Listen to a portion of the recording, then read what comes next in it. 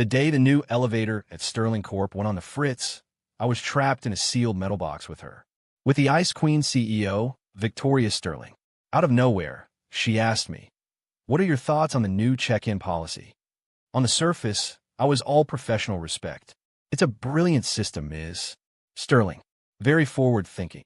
Inside, my brain was screaming, "Forward-thinking my ass. What kind of soulless corporation makes you log in to a productivity app at 3 in the morning?" A tiny smile played on her lips. "Good. I'm canceling it tomorrow." After that, she started running into me all the time, calling on me in meetings, sharing a table in the cafeteria, even hopping into my bumper car at the company picnic.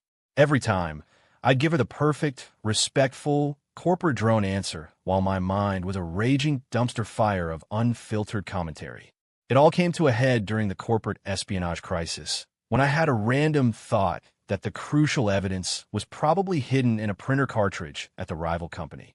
The next day, Victoria led a corporate raid and, sure enough, found a micro drive nestled in the toner drum. After the celebratory dinner, I came down with a killer case of the flu and called in sick. Late that night, my doorbell rang. Victoria Sterling was standing there, wearing a surgical mask. "I heard you were sick. I was in the neighborhood, brought you some medicine." I was so delirious with fever I could barely stand. "Ms. Sterling, how'd you know I lived?" She leaned in close, her breath ghosting over my feverish ear. "Can you hear me now?" The L train was a sardine on wheels, groaning its way through the city's steel arteries. I was one of the sardines, probably not the freshest one, with my back pressed against a cold metal pole and my chest pinned by some guy's enormous backpack. Every lurch and break of the train was a full-body, claustrophobic squeeze. The air was a thick cocktail of sweat, greasy breakfast sandwiches, and cheap perfume. I managed to turn my head just enough to avoid the heavy breathing of the man next to me, my eyes landing on a massive billboard flashing past the window. There she was, Victoria Sterling, dressed in a razor-sharp black pantsuit, staring off into the distance like she was conquering the world with her gaze alone. Behind her, the clean lines of a skyscraper. The tagline hovered next her head. "The secret to success? Arriving an hour before everyone else." I stared at the words, felt my body being compressed into a two-dimensional object, and the thought that had been simmering all morning finally boiled over. An hour early? "Ms. Sterling, do you have any idea what this train is like during rush hour? It's a circle of hell Dante forgot to write about. Arriving an hour early. That's easy for you to say from the back of your chauffeured Maybach while you sip your artisanal single-origin coffee. The secret to success? More like the secret to being completely out of touch with reality. Who in their right mind clocks into the Sterling Pulse app at 3 a.m. every damn day? They don't even work Amazon warehouse bots this hard." The silent rant scrolled through my head, a desperate, primal scream against the detached tyranny of the C-suite. At that exact moment, a sleek black Maybach glided silently into the private underground entrance of the Sterling Corp Tower. In the back seat, Victoria Sterling sat poised, a bone china coffee cup held delicately in her fingers, a faint trace of lipstick on the rim. She was watching the dark tunnel lights blur past the window, about to take a sip of her perfectly tempered coffee. They don't even work Amazon warehouse bots this hard. The voice, unmistakably young, male, and seething with exhausted resentment, exploded in her mind without any warning. Sputter, cough, cough, cough. Victoria choked violently. Hot coffee sloshed over the rim of the cup, a few drops splashing onto the sleeve of her expensive, custom-tailored suit, leaving dark, ugly stains. In the front, her driver, old Mr. Henderson, and her executive assistant, Ava, both jumped, their heads snapping around with looks of alarm. "Ms. Sterling, are you all right?" Ava's voice was tight with concern. Victoria forced down the burning sensation in her throat, grabbing a tissue to dab at her sleeve while struggling to compose the shocked, contorted expression on her face. She waved a dismissive hand, her voice a little hoarse. "I'm fine." The coffee was a bit hot. Fine? How could she be fine? What was that voice? It was as clear as if someone had been screaming directly into her ear. And the content? Was it a complaint about the company's insane new check-in policy? 3 a.m. on the Sterling Pulse app? Victoria's heart was hammering against her ribs, an unnerving, alien sensation gripping her. She closed her eyes, trying to locate the source of the voice in her mind, but it was like trying to see through a thick fog. Only the echo of that resentful shout remained. Taking a deep breath, she forced herself to calm down. Was it a hallucination? The result of too much pressure lately? Or something far stranger? With a soft chime, the private elevator doors opened on the garage level. Victoria tucked away every trace of emotion, her face once again the cool, impenetrable mask of command. She stepped out, her heels clicking on the polished concrete. Ava hurried after her, pressing the button for the top-floor executive suite. The elevator ascended smoothly. And then, clang! A deafening bang and a violent shudder rocked the car. The lights flickered out, replaced instantly by the ghostly white glow of the emergency lighting, casting the small space in an eerie pallor. The car jerked to a halt, trapped between floors. Ah! Ava let out a small, sharp cry. Victoria stumbled, but her reflexes were sharp. She caught the handrail, steadying herself instantly. Her brow furrowed. What's going on?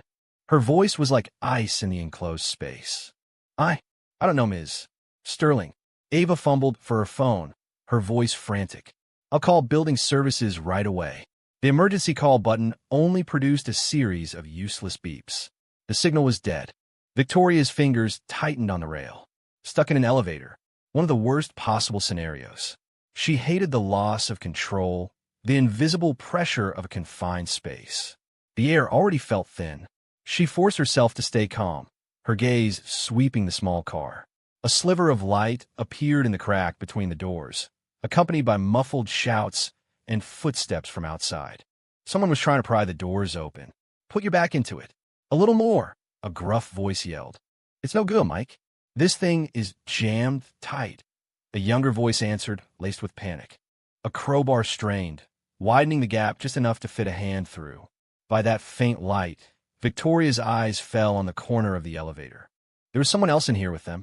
A young man in a generic light blue button-down, sleeve casually rolled to his forearms, his tie askew.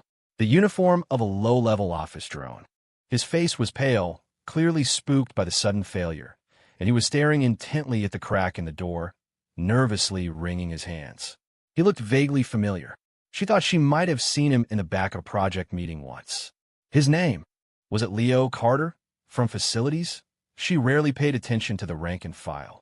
Ava was still uselessly tapping at her phone's dead screen. Outside, the scraping and groaning continued, but the gap wasn't getting any wider. Seconds ticked by, the oppressive silence thickening in the small space. Just as Victoria's patience was wearing thin, just as she was about to demand a status report in a tone that would freeze hell over, a voice bloomed in her head. Oh, you gotta be kidding me. This brand new piece of crap elevator. They hyped it up like it was a spaceship, and it breaks down in the first week? Someone in facilities must have gotten a hell of a kickback on this contract. And now I'm stuck in a tin can with the final boss. This is just my lucky day. How long are we going to be trapped in here? My expense report is due today. It's the absolute deadline. That voice. It was the same one from the parking garage. The exact same resentful male voice. Victoria's pupils contracted almost imperceptibly. She snapped her head up, her sharp gaze locking onto Leo Carter in the corner.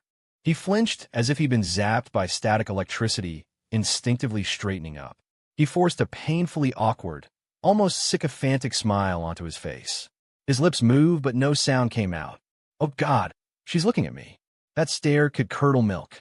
Does she think I look too miserable? Is my bad vibe messing with her corporate feng shui? Smile. Smile like your job depends on it. That's it. Hold it. My expenses. My expense report. And on his face, the forced smile stretched into a bizarre, unnatural grimace. Victoria's gaze flickered between his twisted smile and the words expense report flashing like a neon sign in her head. A profound sense of the absurd washed over her. She could hear this employee's thoughts. This Leo Carter. All the complaints, the fears, the petty little anxieties he would never dare to speak aloud were flooding her mind like a broken dam. The feeling was utterly surreal. The prying from outside grew louder, and the gap widened another fraction of an inch. The head of engineering, A large man named Mike Wallace yelled through the crack, his voice dripping with apology. "Ms. Sterling, just hang on. We're almost there. Just a little glitch in the new system. We'll have you out in a jiffy." A little glitch? Leo's thoughts immediately followed. A little glitch? This feels more like a systemic collapse. I bet the facilities guys were too busy counting their kickback money to do a proper inspection. This thing is probably held together with duct tape. Almost there. Yeah, right? Famous last words. His inner monologue was precise and scathing, a hilarious contrast to the strained, respectful look he was trying to maintain on his face. Victoria forced herself to look away from his weird expression, turning her attention to the crack in the door. "Just get it done," she said, her voice cold and clear. The moment the words left her lips, she heard a long, drawn-out sigh. In her head, filled with the despair of a man resigned to his fate. And then, an idea sparked in her mind, an audacious, almost mischievous thought. If she could hear his real thoughts, what would happen if she asked him a question she knew would get a completely phony answer? She slowly turned back, her gaze falling on Leo once more. Her expression was placid, but it carried an invisible weight. "Leo Carter?" she said, his name rolling off her tongue with perfect accuracy. He jumped like he'd been shot, the smile freezing on his face before snapping back into an even wider, more strained version. He stood ramrod straight, his voice trembling slightly with nerves. "Yes, Ms. Sterling. How can I help you?" Victoria watched his deer in the headlights act, the strange sense of control she felt becoming even sharper. She leaned forward just a fraction, her eyes analytical, and posed a question. "The company's new flexible check-in policy. What do you think of it?" The question hung in the air. The tiny space fell silent, save for the faint hiss of the ventilation and the distant scraping from outside. Leo's mind went blank. The check-in policy, the one that required everyone to log into the Sterling Pulse app at 3 in the morning? The one they called flexible but was really designed to stretch every employee to their breaking point. How was he supposed to answer that? "What do I think?" "Are you serious, Ms. Sterling? That policy is insane. It's inhumane. What kind of sadistic genius came up with that? Do they think we don't need sleep? Or that we all secretly have the power to teleport? Flexible? It's flexing us right into an early grave. A 3 a.m. check-in? That's not a thing human beings do. The donkeys on Old MacDonald's farm would go on strike. What kind of person gets up at 3 in the morning just to tap an icon on their phone? If that policy is reasonable, I will eat this broken elevator." The volcano of his inner rage erupted, every word a testament to the suffering of the oppressed masses. The sheer force of his resentment was a psychic storm in Victoria's mind. In reality, however, after a brief moment where his face went pale from the sheer intensity of his thoughts, Leo Carter took a deep breath. His facial muscles, as if trained for this very moment, snapped into an expression of profound sincerity and admiration. His voice was strong and clear. "It's a brilliant system, Ms. Sterling. I think the flexible check-in policy is incredibly scientific and completely reasonable." He even nodded emphatically to sell it. "It fully demonstrates the company's commitment to a healthy work-life balance for its employees and has dramatically improved our autonomy and time management skills. It's a textbook example of modern management theory. All of us on the ground floor are 100% behind it. Morale has never been higher." He delivered the lines with the conviction of a true believer, his eyes shining with the light of a loyal corporate soldier. If Victoria weren't currently hearing the mental echo of him screaming, "I will eat this broken elevator," she might have actually been fooled by his flawless performance. The sheer, hilarious disconnect between the man and his mind. Victoria felt the corners of her mouth twitch.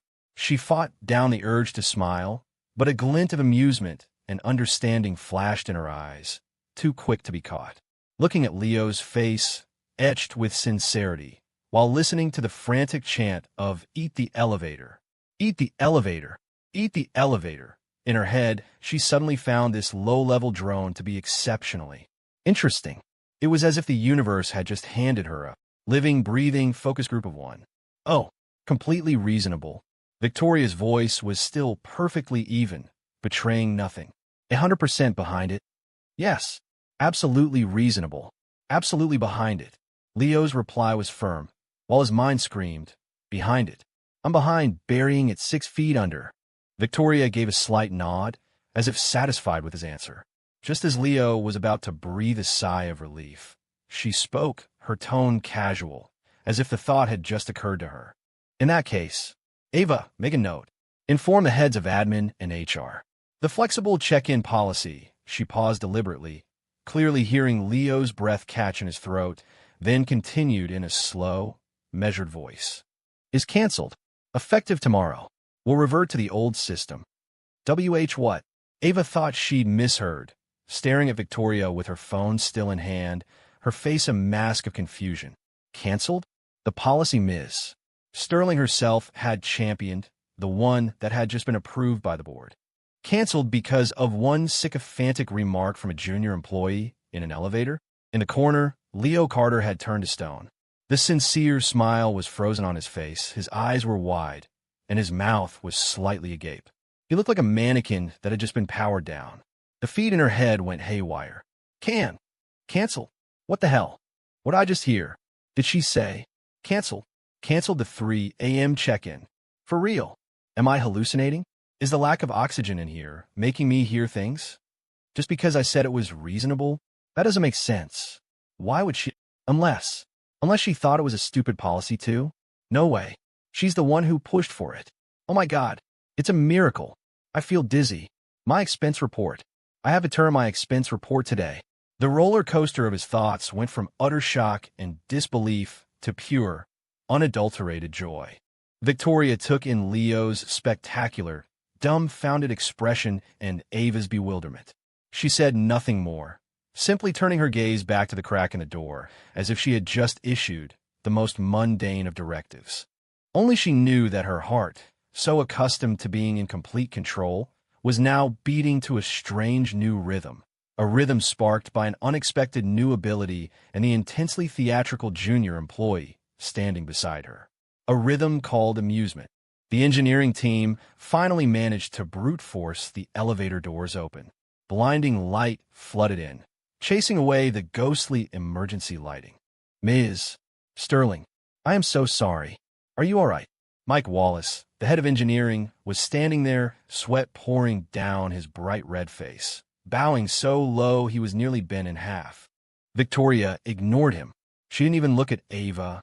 Her gaze shot past the crowd of technicians and locked onto the blue-shirt figure trying to slip out the back of the car.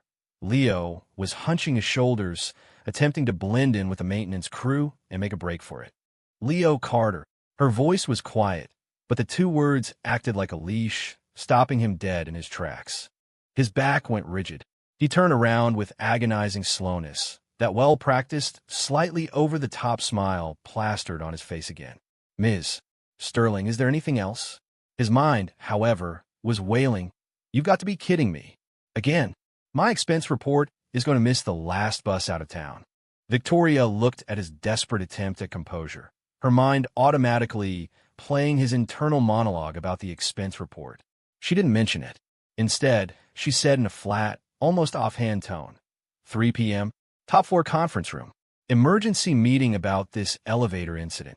Her eyes flicked to Mike Wallace's suddenly ashen face before settling back on Leo. You'll be there too. We need someone from facilities to provide a detailed account. Mike Wallace looked like he was about to have a heart attack. A detailed account? An account of how many kickbacks he'd taken to approve a shoddy elevator contract. He looked like he might faint on the spot. Leo was even more thunderstruck. Me, the top floor, the main conference room, in a meeting with Victoria Sterling? Provide an account? What the hell am I supposed to provide? I'm a gopher in facilities. I'm not even allowed to see the purchasing contracts. Mike's shady deals. Oh, this is bad. This is really bad. When the gods fight, the mortals get crushed. I'm about to be thrown on the barbecue. My expense report. It's officially dead in the water. A hurricane was raging in his mind, but on his face, he could only manage an even more brilliant and honored smile, his voice trembling almost imperceptibly. Yes, Ms. Sterling. I'll be there. On time. Victoria said nothing more. She gave a curt nod, turned, and walked away, her heels striking the marble floor with a crisp, rhythmic cadence as she headed for the executive elevator. Ava scurried to catch up, shooting a venomous glare at the pale-faced Mike Wallace. Leo was left standing there, staring at Victoria Sterling's formidable back, his mind a wasteland of despair. 3 o'clock. The top-floor conference room. The long table was lined with the company's top brass. VPs and department heads sat in rigid silence, each staring intently at the empty space in front of them. Mike Wallace sat nearest the door, beads of sweat rolling down his shiny forehead. The wad of tissues under the table was being shredded in his clammy hands. The seat next to him was empty. It was for the head of facilities, who had reportedly come down with a sudden, acute case of gastroenteritis and was currently at the hospital receiving an emergency four-drip.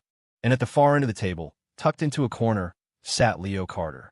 I was trying to shrink into myself, to become one with the chair.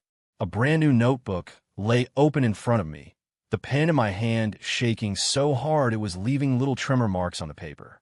I felt like a rabbit that had wandered into a den of lions. The door opened, and Victoria Sterling walked in. She'd changed into a charcoal gray suit, her presence even more powerful and intimidating than it had been in the elevator.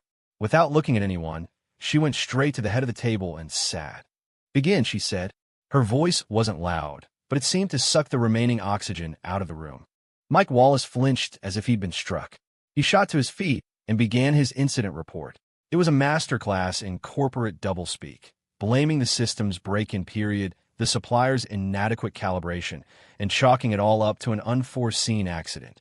As he spoke, he kept darting pleading looks at me, hoping I'd chime in and corroborate some meaningless detail. I kept my head down, staring at the blank page of my notebook, my mind a raging torrent. Lies. All of it. Keep digging that hole, Mike. Break-in period? Inadequate calibration? Who are you trying to fool? Everyone knows the supplier, Synergy Tech, is run by your brother-in-law. Their bid was ridiculously high, and you personally guaranteed the quality. Now that there's a problem, it's an accident, and you want me to provide an account? An account of what? That your brother-in-law's shell company doesn't have a single qualified engineer? That the core components of these elevators are refurbished parts? If I say any of that out loud, I'll be cleaning out my desk by tomorrow. You slimy old fox, trying to use me as a scapegoat? Not a chance. My internal takedown was vicious and spot on. On the outside, I just hunched my shoulders further, my pen drawing meaningless circles on the page, the perfect picture of a terrified, know-nothing subordinate. Victoria listened to Mike's excuses without a flicker of expression, her fingertips tapping a slow, steady rhythm on the polished tabletop. When Mike got to the part about the supplier's credentials are top-notch, with an excellent industry reputation, Victoria's tapping stopped. She looked up, but she wasn't looking at Mike. Her gaze traveled the length of the table and landed on me, cowering in my corner. "Leo," she said, her voice cutting through the tension. "Facilities deals with engineering more than anyone. Regarding this supplier, Synergy Tech Solutions, what is your impression of them? Their technical expertise and service response time, specifically." Boom. A lightning bolt just struck my brain. This is it. The question of death. I snapped my head up and met her eyes. They were deep and dark and seemed to see right through me. My heart hammered against my ribs. My impression. Technical expertise. Service response. Ms. Sterling, you're killing me here. What can I possibly say? That the company is a joke? That the engineers they send over can't even read a wiring diagram? That their service hotline is either always busy or they promise to call you right back and then vanish off the face of the earth? That Mike is in their pocket and covers up every problem before it can be officially reported? If I say that, I won't live to see another sunrise. The terror was a tidal wave in my mind. Every eye in the room was on me, a mix of curiosity, pity, and schadenfreude. Mike was glaring at me, his eyes screaming silent threats and pleas. Sweat beaded on my forehead. Under Victoria's calm, crushing gaze, I swallowed hard and, with the grim determination of a soldier marching to his doom, found my voice. "Reporting to you, Ms. Sterling," I said, my voice loud, almost unnaturally cheerful. From my experience, Synergy Tech Solutions, as one of our strategic partners, has an incredibly robust technical team. Their engineers are highly experienced, absolute professionals, and their service response is second to none. They're always available, first on the scene to solve any problem. This elevator incident, I'm confident.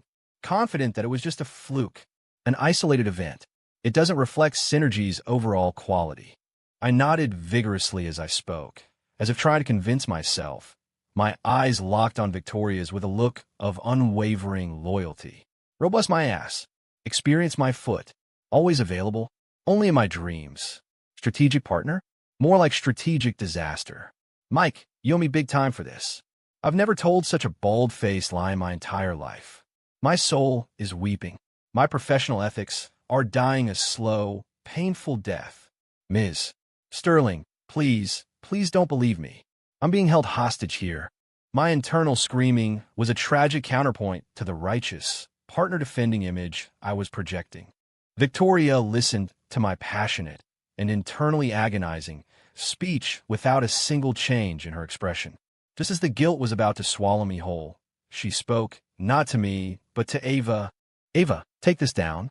First, terminate all contracts with Synergy Tech Solutions.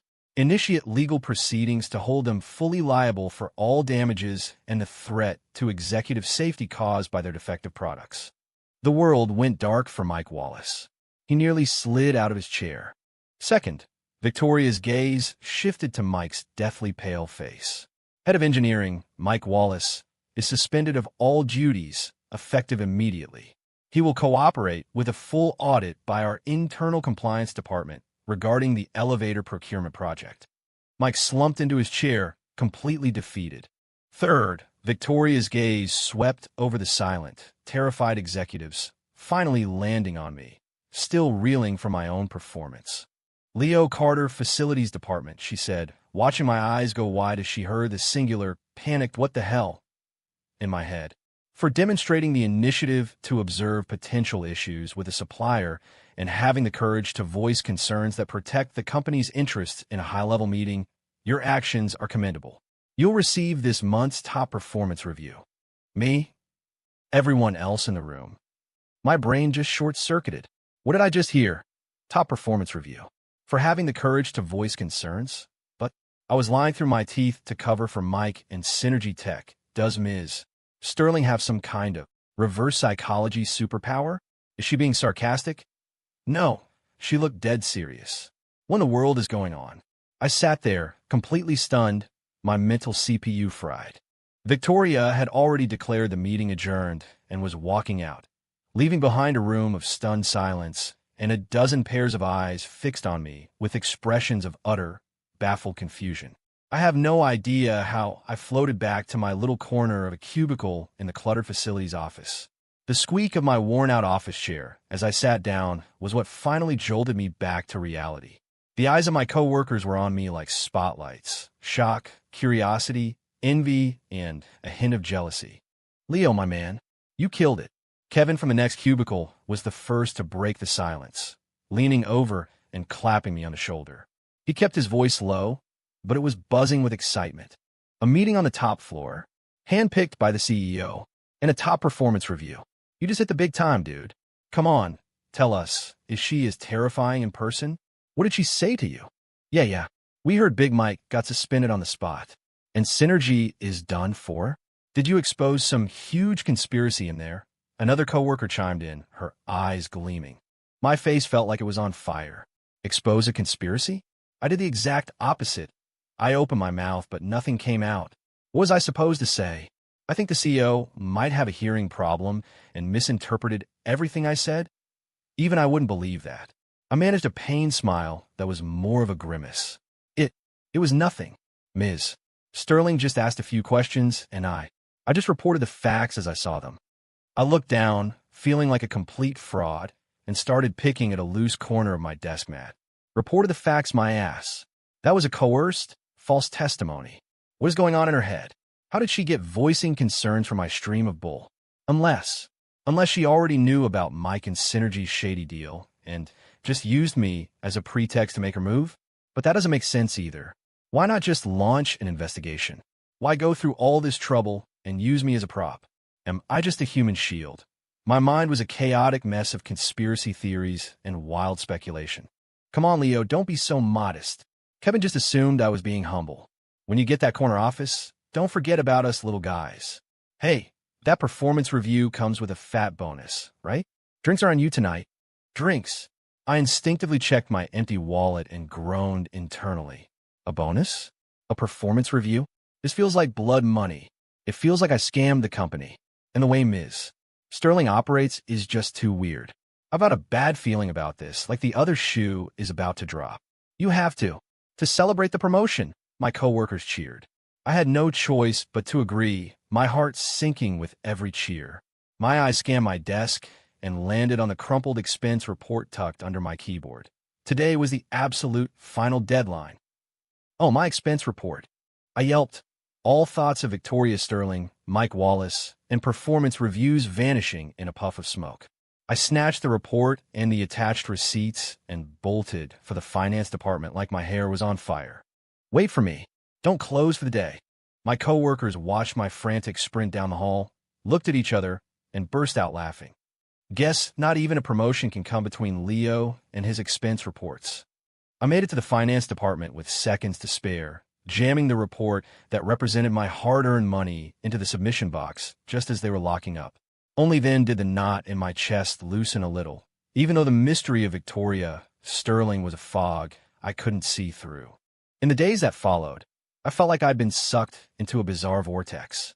Victoria Sterling, the Ice Queen CEO, seemed to have installed a tracking device on me because she kept bumping into me in the most unbelievable ways. The cafeteria was a loud, chaotic mess of people and smells. I finally found an empty seat in a far corner, and I just shoveled down 2 bites of food when a cool shadow fell over my table. Victoria Sterling sat down in the chair opposite me. I nearly choked on my food, which I saw with horror was still visible in my open mouth. Her tray held nothing but a small salad and a glass of water, a stark contrast to the noisy, greasy environment. Dozens of shocked and curious eyes swiveled in our direction. MMS. Sterling. I managed, frantically trying to stand up. Sit, she said, her voice flat. She picked up her fork and began to methodically rearrange the lettuce on her plate. How's the food? Every hair on my body stood on end. I swallowed the lump of food in my throat and sat bolt upright. It's great. Absolutely great. The cafeteria has high standards, a wide variety, very nutritious. It really shows the company's deep commitment to employee welfare. I was scraping the bottom of the barrel for every corporate buzzword I could think of. My mind, however, had other opinions. Great my ass. Where's the chicken in this chicken and potato stew? Did the potatoes eat it? These green beans taste like they were boiled in dishwater. And these breadsticks are hard enough to be used as a weapon. Nutritious? More like ridiculously overpriced. The admin department must be skimming a fortune off the top of this catering contract. Victoria listened to my mental diatribe against the stew, the green beans, and the breadsticks without batting an eye, gracefully lifting a single leaf of lettuce to her mouth. Then, at the exact moment my thoughts turned to the admin department's kickbacks, she set down her fork, dabbed her lips with a napkin, and beckoned to the head of administration, who was standing nearby, looking just as stunned as everyone else. The man scurried over. Ms. Sterling, how can I help you? There's a general consensus among the employees that some of the cafeteria's offerings are subpar and not cost-effective. I want your department to organize an anonymous, company-wide satisfaction survey. I expect to see a detailed improvement plan and a proposal for rebidding the catering contract on my desk by next week. Also, effective this month, increase the lunch subsidy by 20%. The admin head's face looked like he'd just swallowed a bug. Yes, Ms. Sterling. Right away. Me? I stared at Victoria, who was now calmly sipping her water, then at the pained expression on the admin head's face. My brain shut down. Does she have superhuman hearing? Is she a psychic? I only said nice things. How did she so precisely extract the phrases subpar, not cost-effective, and even sniff out the kickback scheme? This was terrifying. The company picnic was at Six Flags. During the free activity period, I made a beeline for the most childish, least crowded ride I could find, the bumper cars. I was hoping to avoid any and all potential chance encounters. I just buckled my seatbelt in a little blue car, ready to lurk in a corner by myself, when the passenger door opened and someone slid in beside me. I turned my head, my neck creaking in protest, and found myself staring at the emotionless profile of Victoria Sterling. She wasn't in a suit. She wore a simple gray tracksuit, her hair pulled back in a ponytail. She looked less intimidating, but the powerful aura was still there. MS. Sterling. My voice cracked. She acknowledged, her gaze fixed straight ahead. How do you operate this thing? Operate what? Why are you haunting me? Are you even allowed to be on this ride? This is so wrong. My mind was screaming, but my face was smiling. It's easy. Gas pedal, steering wheel. Just hold on tight, Ms. Sterling. I prayed to every god I could think of. Please don't let me crash into her. Don't let her get a single scratch. I can't afford the deductible on my soul. The bell rang, and the ride started. I gingerly pressed the accelerator, and the little blue car began to crawl forward. My plan was to hug the wall, staying as far away as possible from the more aggressive drivers. Victoria seemed displeased with my cautious pace. She frowned slightly. Just then, a red bumper car, horn blaring, came flying at us from behind, aiming straight for our rear bumper. "Look out!" I yelled, instinctively cranking the wheel. What the hell? Which idiot is driving that thing? If you damage the CEO, they'll sell your organs on the black market to pay for it. How did HR even approve this? This is a high-risk activity for her. She shouldn't be here. My panicked thoughts were still racing when my body took over. I yanked the steering wheel hard. The little blue car executed a clumsy but effective sharp turn, narrowly avoiding the red car's kamikaze attack. The two cars scraped past each other with a screech of plastic on plastic. The turn was so sharp that I was thrown against the door, a sharp pain shooting through my shoulder. But Victoria, beside me, seemed to have anticipated it. She had a firm grip on the handhold, her body barely swaying with the movement. Not a single hair was out of place. When the car stabilized, she even had the composure to comment, "Good reflexes." My heart was still pounding. I rubbed my aching shoulder, my mind weeping. Good reflexes? I'm putting my life on the line here, Ms. Sterling. Can you please, for the love of God, stay away from dangerous activities in the future? My heart can't take it. Victoria didn't say another word. She glanced at the terrified young employee in the red car, then back at me, wincing as I rubbed my shoulder. The next day, a company-wide email went out. Subject: regarding the enhanced safety protocols and activity selection for employee team-building events. It emphasized risk assessment and safety guidelines for senior executive participation, and the tone was exceptionally strict. The employee from the red bumper car was reportedly counseled by his department head for a full hour. I read the email, looked at the fading bruise on my shoulder, and felt a complicated mix of emotions. I was becoming more and more certain that none of Victoria's chance encounters were by chance.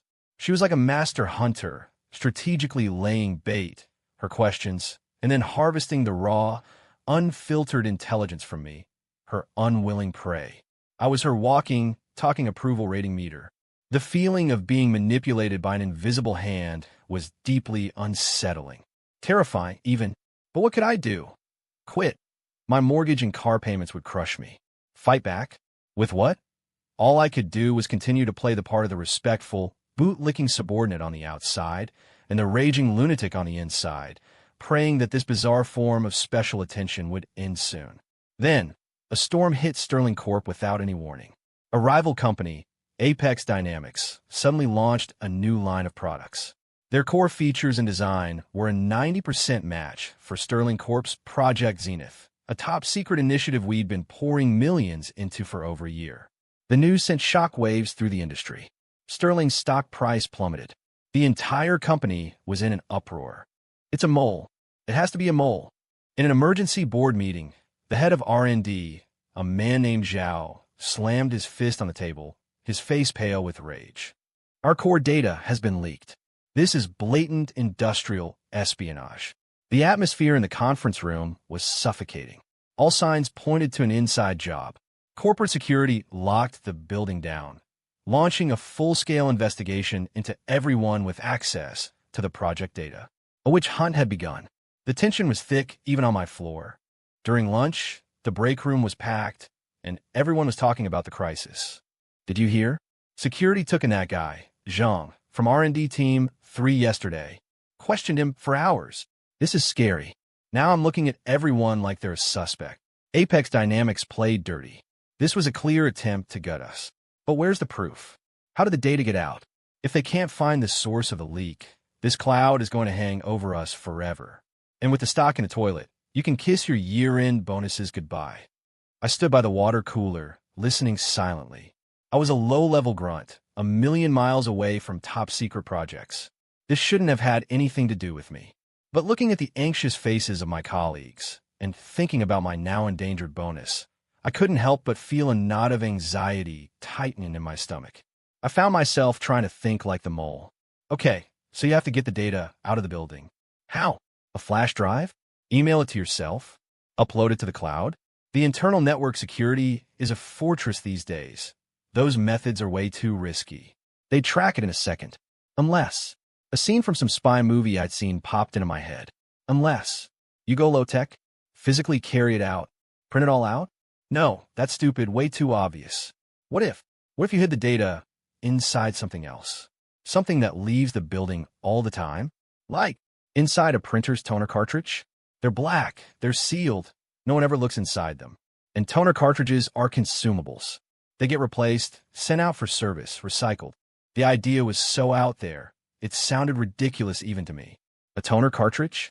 That's insane. Would Apex Dynamics really send someone to our office to collect our used toner cartridges? Or bribe the guy in our e-waste disposal unit?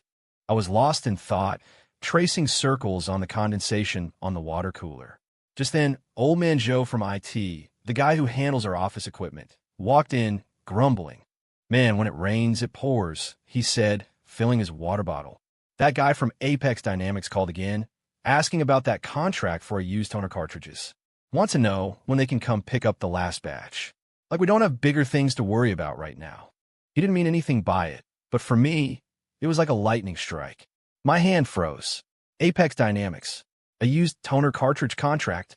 The ridiculous idea that had just been a stray thought suddenly solidified into a terrifying possibility. My heart started to pound. Apex Dynamics. They have a recycling contract with us for our used toner cartridges? Oh my God. What if that's it? They had a microchip or a tiny memory card inside a cartridge that's scheduled for disposal, and then Apex just comes and picks it up right under everyone's noses. It's brilliant. It's hiding in plain sight. The shock of the realization washed over me. And at that exact moment, a cold voice spoke from behind me. Leo, my office. Now, I jumped, nearly dropping my mug. I spun around. Victoria Sterling was standing in the doorway of the break room. Her face was grim, her eyes sharp as knives, fixed on me. Ava stood behind her, looking equally serious. The break room fell silent. Everyone held their breath, their eyes darting between me and the CEO. They were looking at me like I was a dead man walking. My heart sank into my shoes. Oh no, was I thinking too loud again? Did I accidentally say something out loud? Did she hear me? Does she think I'm crazy? Or did security find something that connects me to this?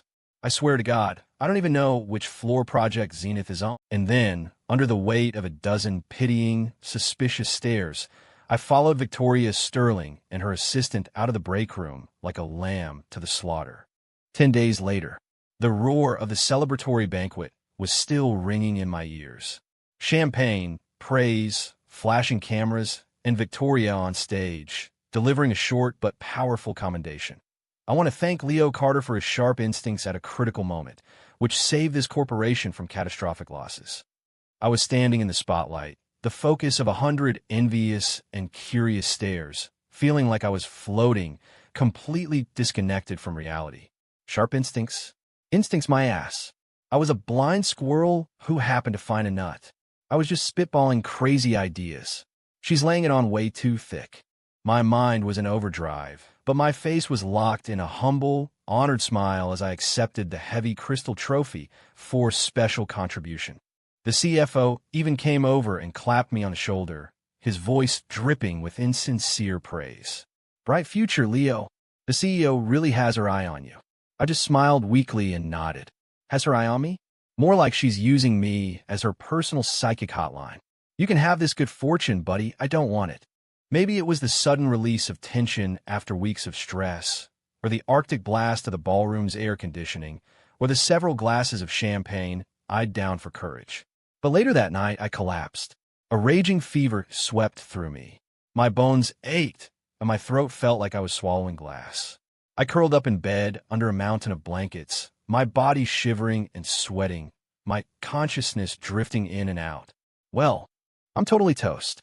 My head was full of cotton. The bonus, I didn't even get to spend any of it yet. This stupid body. Is she going to think I'm faking sick to get out of the follow-up investigation? Oh, I'm screwed. A hero one day, a slacker the next. I'm dead. I was so weak I couldn't even reach for my phone. I vaguely remember using my last ounce of strength to send a typo-ridden message to my supervisor on the Sterling Pulse app. Fever 104, sick day. Then darkness. I don't know how much time passed before a sharp, insistent ringing at my door pierced the thick fog of my fever dream. Who is it? For God's sake. Delivery? Grubhub? I didn't order anything. I struggled to lift my head from the sweat-soaked pillow. My throat was so dry, my voice came out as a broken rasp. Who? Who is it? No answer. Just another ring, more insistent this time. I sighed, resigned, and began the arduous process of getting out of bed. Every movement sent a jolt of pain through my body. I dragged my leaden feet to the door and peered through the peephole, and my blood ran cold. Standing outside my apartment was Victoria Sterling. She wasn't in her usual power suit. She wore a simple, elegant dark gray cashmere coat. Her face, in the dim light of the hallway, looked pale. Her dark hair was pulled back loosely, a few stray strands framing her face, giving her an uncharacteristically soft, or maybe just exhausted look. She wore a medical-grade face mask, and all I could see were her eyes. They were still sharp and intense, but they seemed to hold a flicker of something I couldn't identify. Concern? My brain blue-screened. I wrenched the door open. A blast of cold air hit me, and I shivered violently. My voice was trembling. MMS. Sterling. What? What are you doing here? The words tumbled out before I could stop them. A shocked, inappropriate question. How did you know where I live? As soon as I said it, I realized how stupid it sounded, and my face, already burning with fever, flushed even hotter. Her eyes took in my pathetic state. Fever-bright eyes, tangled hair, wrinkled pajamas. She frowned slightly. She didn't answer my stupid question. She just held up a small paper bag from a pharmacy. I heard you were sick. Her voice was muffled by the mask, but it still had that cool, crisp quality. I was in the neighborhood. I brought you some medicine. In the neighborhood? You live in a gated community on the North Shore. I live in a rundown walk-up in Logan Square. That's the most roundabout neighborhood in history. The thoughts were screaming in my head, a tidal wave of confusion crashing against my fever-addled brain. How did she know I was sick? Who told her? My supervisor? Why would he bother the CEO with that? And she knows my address. And she's delivering medicine. In person. Oh my God. Am I hallucinating? I was so stunned, I just stood there, staring, forgetting to even take the bag from her. Victoria seemed accustomed to my stunned silence. She didn't say anything else. She moved to hand me the bag, or maybe to set it on the shoe rack by the door. But as she stepped closer, my fever-sensitive skin registered the chill coming off her coat, the cold of the winter night clinging to her. The cold was a stark contrast to my own burning heat. I instinctively tried to step back, but my movements were clumsy and slow.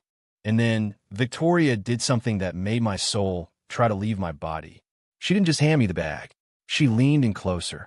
Her movement was deliberate, questioning. Her deep, dark eyes, visible over the top of her mask, were focused on my flushed face, my fever-bright eyes. Her breath, warm and soft, ghosted across my burning ear, the sensitive skin of my neck. My blood turned to ice in my veins. I was frozen, completely unable to move. She was too close. So close I could smell the faint, cool scent of her perfume, something woody and clean, mixed with the sterile scent of hand sanitizer. The smell was intoxicating, overwhelming my senses, making my head spin even more. The feeling of her breath on my ear was like a tiny electric current, sending a strange, terrifying shiver down my spine. What was she doing? My mind shrieked. Why is she so close? Is she checking to see if I'm really sick? The proximity, the intimacy of the moment was terrifying. My heart was going to beat its way out of my chest. I couldn't breathe. Just as I thought I was going to pass out from shock and lack of oxygen, Victoria finally spoke. Her voice was a low murmur, meant only for me. The way you look right now, who would ever think you were faking it? Boom. An atomic bomb just detonated in my brain. The fever, the confusion, the pain, the fear, it all vanished, vaporized by those 9 words. A single, horrifying, unbelievable possibility, a theory that suddenly connected every bizarre thing that had happened over the past few weeks, slammed into me. What if Victoria Sterling can hear my thoughts? The idea was a lightning strike, illuminating everything. Canceling the check-in policy in the elevator, reforming the cafeteria, the safety email after the bumper car incident, my commendable courage in the meeting, her sharp instincts about the toner cartridge. Every single time, my silent, internal rants were followed by her swift, unervingly accurate actions. The memories flashed through my mind. Victoria's thoughtful gazes, the tiny, almost imperceptible smiles, her impossibly well-informed decisions. A cold sweat drenched my back. A chill colder than the winter wind shot up my spine. I snapped my head up. My eyes were wide with terror and disbelief. I stared into her deep, dark eyes, and in them, I saw my own reflection, a terrified, ghost-white face, a man who had just seen the impossible truth. Time stopped. The air in my tiny entryway was thick, suffocating. The only sound were my own ragged, panicked breaths and the cool, silent intensity of her gaze. The bag of medicine was still in her hand, a silent, mocking testament to her omniscience. I opened my mouth, but my throat was raw and no sound came out. I could only stare at her, my eyes screaming the question my lips could not form. You can hear my thoughts. Victoria Sterling stood in the dim, yellow light of the hallway, the gray coat making her seem tall and untouchable. She looked at the expression of pure, world-shattering horror on my face. The eyes above her mask held no surprise, no amusement, only a calm, almost chilling acceptance. Her gaze said it all. Yes, you finally figured it out. She leaned over and placed the paper bag on the rickety, cheap shoe rack by my door. Take the medicine as directed. The mercury thermometer is at the bottom. The cooling patches are for kids, but they'll work for a physical cool down. They feel nice. She laid out the instructions with the detached precision of a manager delegating a task. Then she met my eyes again. Her gaze lingered on my terrified face for a moment. And in that gaze, I saw something complex, something that looked almost like satisfaction. Get some rest, she said. And she turned and walked away. The sound of her heels on the old concrete floor was a crisp, steady rhythm, echoing down the stairwell until she disappeared into the shadows. The sound faded, and I collapsed. My back hit the doorframe, and I slid down to the floor. Cold sweat soaked through my thin pajamas, clinging to my hot skin, making me shiver. I sat there, gasping for air, staring at the empty hallway, my mind a roaring, white-hot blank. The only thing I could see was the memory of her terrifyingly calm eyes. She knew. She knew all along. I've been a clown, a jester, performing for her this whole time. What does she think I am? A talking surveillance camera? Her own private intelligence agency. The humiliation and the terror of being so completely exposed were overwhelming. The fever-induced dizziness came rushing back. The world started to go black at the edges. I don't know how long I sat there on the cold floor before I finally managed to crawl to my feet, shut the door, and lock it. I slid back down to the floor, my back against the door, and with a trembling hand, I reached for the medicine bag. I held it like it was both a lifeline and a radioactive rock. I fumbled with the pills, didn't bother to read the label, and dry swallowed 2 of them. The bitter taste filled my mouth, but it couldn't quell the storm raging in my soul. The next few days were a blur of fever and fear. I locked myself in my apartment, refusing to answer the door or my phone. I updated my sick leave status on the Sterling Pulse app. Severe flu complicated by an ear infection. Temporary hearing loss. Requires quiet rest. I couldn't think about work. I couldn't think about Victoria Sterling. I couldn't think about the look in her eyes as she left. A week later, the fever broke. I was still weak, but the psychological trauma was worse. I felt like a hunted animal. I forced myself to go back to the office. Every step felt like I was walking through a minefield.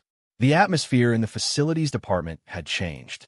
My coworkers looked at me with a mixture of awe and fear. After all, I was the guy the CEO had personally chosen to expose the corporate spy and save the company. They had no idea what had really happened. I tried to make myself invisible, hiding in my cubicle, praying that Victoria was too busy to remember I existed. But fate had other plans. On my third day back, my desk phone rang. My heart leaped into my throat. The caller ID showed the extension for the executive office. I took a deep breath, picked up the receiver, my voice tight. Facilities, Leo Carter. Leo, it was Ava, her voice all business. Ms. Sterling wants to see you in her office. Now, this is it. The end of the line. My heart sank like a stone. Was this the final confrontation? The termination? Or something worse? I walked to her office like a man walking to the gallows. I knocked on the heavy wooden door, the symbol of ultimate power at Sterling Corp. My fingertips were ice cold. Come in. Her voice, cool and clear, came from inside. I pushed the door open. She wasn't at her desk. She was standing by the floor-to-ceiling windows, her back to me, looking out over the city, a coffee cup in her hand. She wore a perfectly tailored charcoal gray suit, her posture radiating power and control. Ms. Sterling, I said, my voice barely a whisper. I stood by the door, my eyes fixed on the floor. She turned slowly. The sunlight framed her face. Her expression was unreadable. Her eyes scanned me as if I were a piece of equipment undergoing inspection. The office was so quiet I could hear the faint hiss of the HVAC system. Are you feeling better? She asked, her tone as casual as if she were asking about the weather. Much better, yes. Thank you for your concern, Ms. Sterling. I mumbled, my head bowed even lower. She walked to her massive desk, but didn't sit. She placed the coffee cup down with a soft click. Then she looked at me, her gaze so sharp I felt like it was peeling back my skin, layer by layer, exposing the terrified soul cowering inside. The door is closed. You can drop the act. Her voice was quiet, but the words were like daggers. I know what you think. In the elevator, you call me out of touch.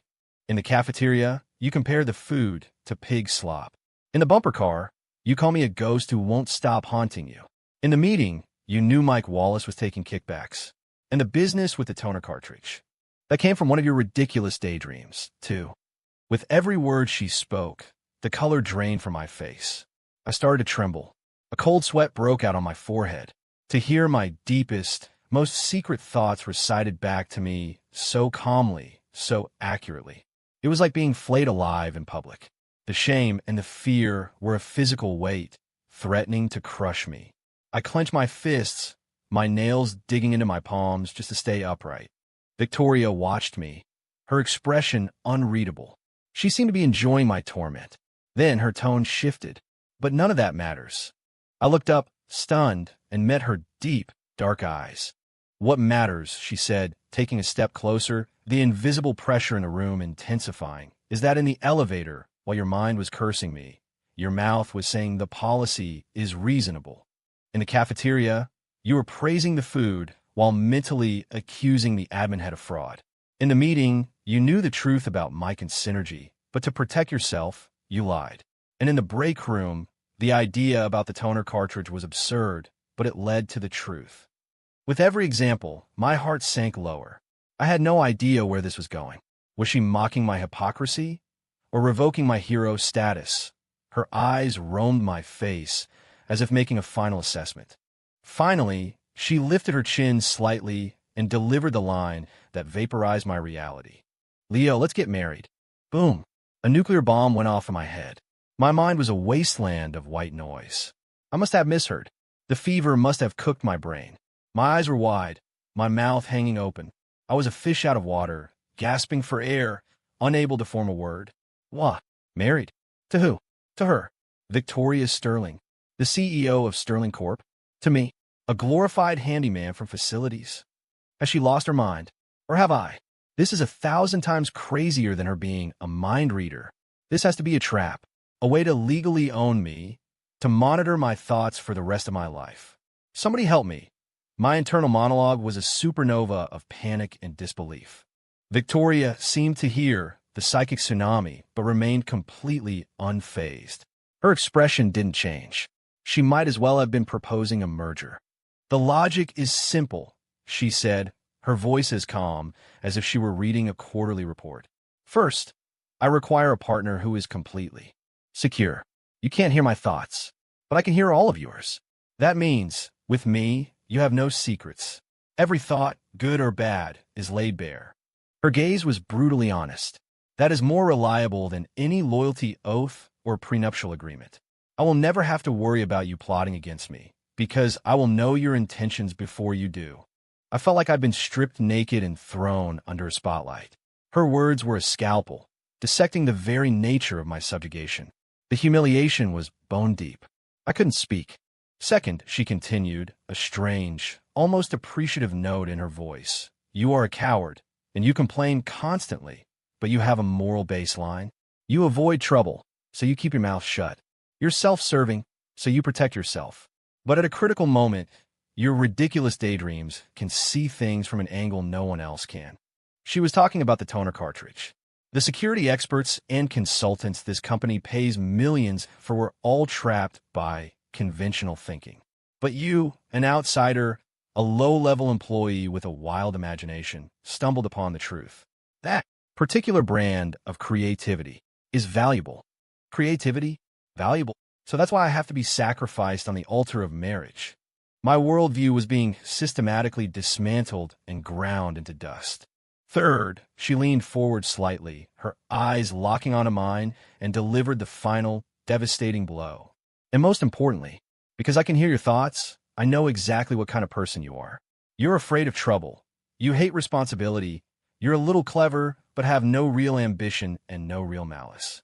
All you want is to get your expense reports in on time, keep your head down, not get fired, and maybe get a decent bonus. Her words were a mirror, reflecting the most pathetic, hidden parts of my soul. My face was on fire. I wanted the floor to swallow me whole. A person like that, Victoria's voice was firm, absolute, is the safest, most efficient kind of person to have by my side. You don't have to pretend with me, because it's pointless, and I don't have to waste energy trying to guess your motives. I require a completely transparent, controllable partner to manage certain social and business obligations.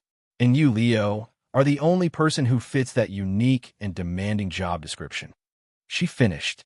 The office was silent. The sheer volume of information and the cold, ruthless logic of her proposal had completely broken my ability to think. I stood there like an empty shell, my mind a blank slate. Safe? Efficient? Transparent? Controllable? So I'm not just a tool anymore. I'm being promoted to a lifelong appliance. The thought was a death knell tolling in the ruins of my mind. Victoria didn't press for an answer. She picked up her now cold coffee and walked back to the window, leaving me with the image of her powerful, untouchable back. The sun framed her silhouette, coating her in a golden, almost holy light. She looked down at the city teeming below, as if she were giving me time to process the arrangement that would define the rest of my life. Or perhaps she was simply waiting for the inevitable answer she already knew was coming. And I stood there, in the shadow she cast, feeling as small and insignificant as a single speck of dust. I looked at her back, a symbol of absolute control, and then I thought of my own soul, so completely and utterly transparent to her. And a feeling of despair, mixed with a horribly absurd sense of resignation, slowly, inevitably began to drown me.